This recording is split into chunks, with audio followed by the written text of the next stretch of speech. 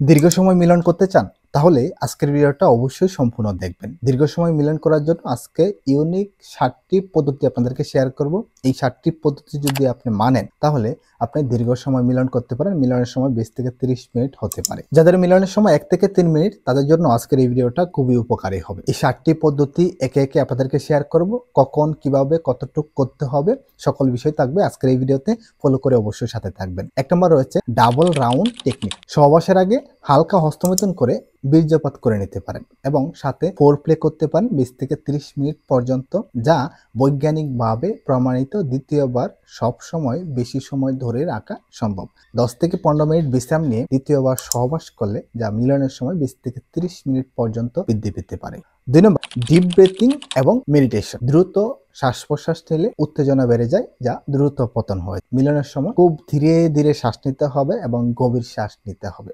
খুব সহজ একটা ব্যায়াম রয়েছে, এটাকে বলা হয় ব্রেথিং টেকনিক। ৪, ৭, ৮ অর্থাৎ প্রথম ৪ সেকেন্ড আপনি শ্বাস নেবেন এবং ৭ সেকেন্ড ধরে রাখবেন এবং ৮ সেকেন্ড ধরে আস্তে আস্তে ছাড়বেন। এটি শরীরকে শান্ত রাখে এবং দীর্ঘ সময় মিলন করতে সাহায্য করে, বীর্য ধরে রাখার ক্ষমতা বৃদ্ধি করে। ৩ নম্বর কন্ডোম ইউজ করা এবং লিন্ডুকান জেল ব্যবহার করা। মেডিকেল গ্রেড যে কন্ডোমগুলো রয়েছে সেগুলো আপনি ব্যবহার করতে পারেন। প্রয়োজন হলে আপনি পেনিসে হালকা লিন্ডুকান জেল মিক্সড করে নিতে পারেন, যা ডাক্তারের পরামর্শ হলে সবচেয়ে ভালো হয় এবং এই টেকনিকটা ফলো করলে আপনার মিলনের সময় দীর্ঘ সময় হবে, কারণ লিন্ডুকানের কাজ হচ্ছে আপনার ওই শিথিলতাকে আস্তে আস্তে দূর করে দেবে এবং সময়টা বৃদ্ধি করবে। ৪ নম্বর কুইজ টেকনিক। বীর্যপাতের আগ মুহূর্তে লিঙ্গের মাথার নিচে হালকা করে চাপ দেন। যখন দেখবেন যে উত্তেজনা অনেকাংশে কমে গেছে, আবার মিলন শুরু করতে পারেন। এটি আপনার মিলনের সময়কে দীর্ঘায়িত করবে। বিভিন্ন রিসার্চে দেখা গেছে এতে উত্তেজনা কমে যায়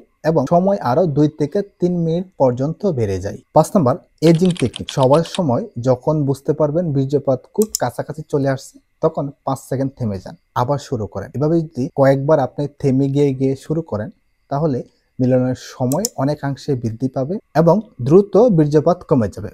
বিভিন্ন গবেষণায় দেখা গেছে এটা যদি আপনি একাধিকবার করেন তাহলে সময় অনেকাংশে বৃদ্ধি পাবে। ৬ নম্বর স্টপ স্টার্ট টেকনিক।